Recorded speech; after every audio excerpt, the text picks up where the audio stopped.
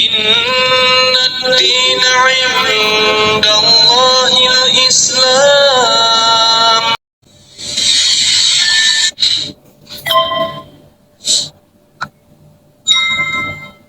There's a young man who's a construction worker, and he's working on the construction of a masjid, of a big grand mosque. And at the completion of the construction of this masjid, the sultan who ordered the construction of the masjid, he wanted all of the construction workers to leave. And the reason is because his daughter had asked him, this is the princess, the sultan's daughter, she made a special request that after the construction of this big, beautiful, grand masjid is finished, she wanted to be the first one to go into that masjid and pray 2 rakahs in the musalla with no one else there. So this was the request of the princess. So the masjid is finished, the construction workers leave, and this one construction worker, he was falling behind. He was late, and he didn't realize that everyone else had already left, and they had allowed the princess into the masjid to go pray. So as he's leaving, he catches a glimpse of the princess inside the musalla of the masjid praying 2 rakahs of nafl. And the scene was just so incredible to him. It was such an amazing scene. And he basically just fell in love with the princess. It was just a very beautiful image to him, and he fell in love with her. And it became more than that. He became infatuated with her.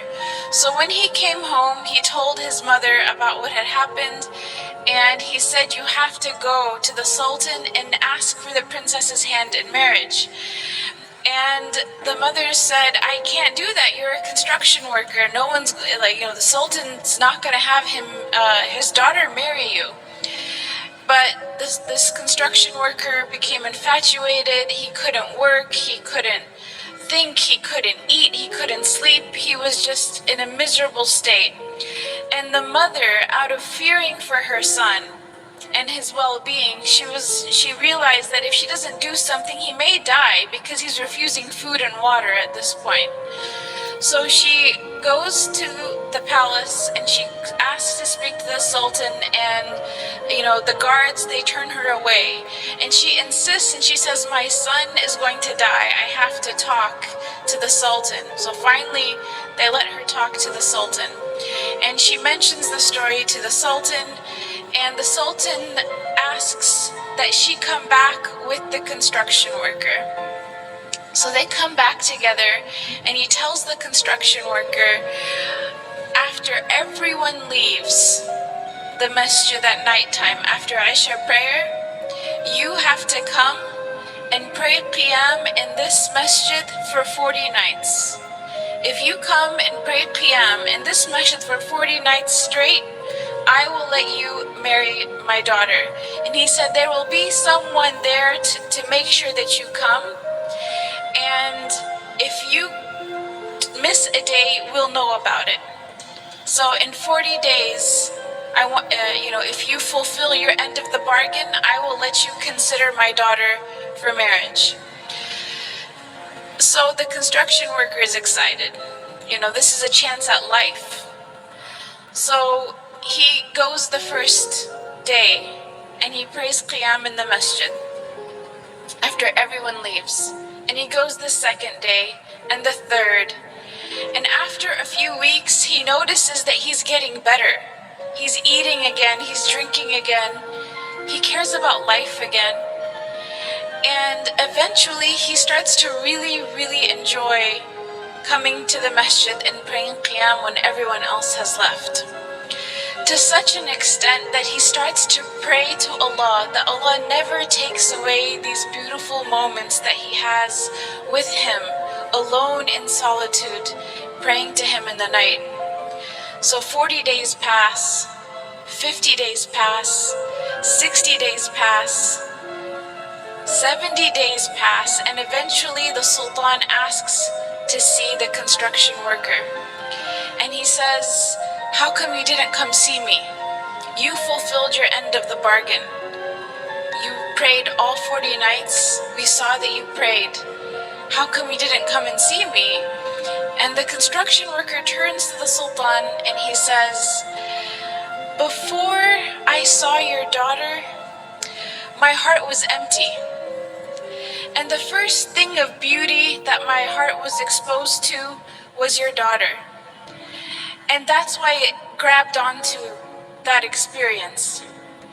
But then after I started praying in the masjid for 40 nights, my heart witnessed a beauty that was much greater than her. My heart witnessed a beauty that it has never felt before."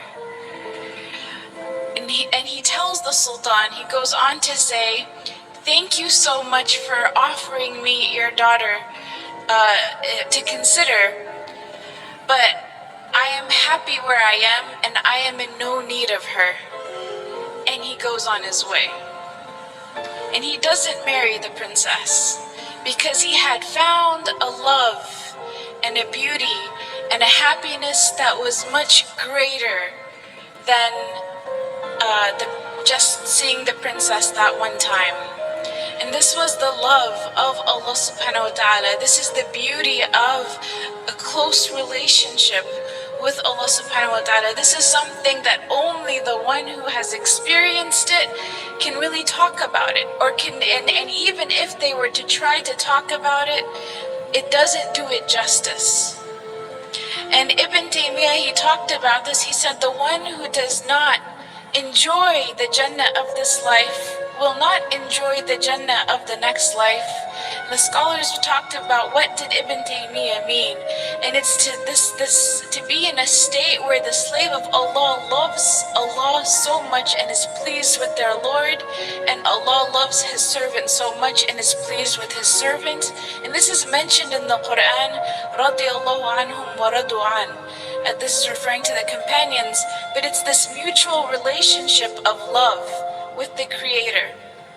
When we talk about the categories of sweetness of Iman, to love Allah subhanahu wa ta'ala more than we love everyone and anything else, including ourselves, is something that brings the sweetness of Iman. And you could think, how could loving someone other than myself brings happiness? Only when it's Allah subhanahu wa ta'ala.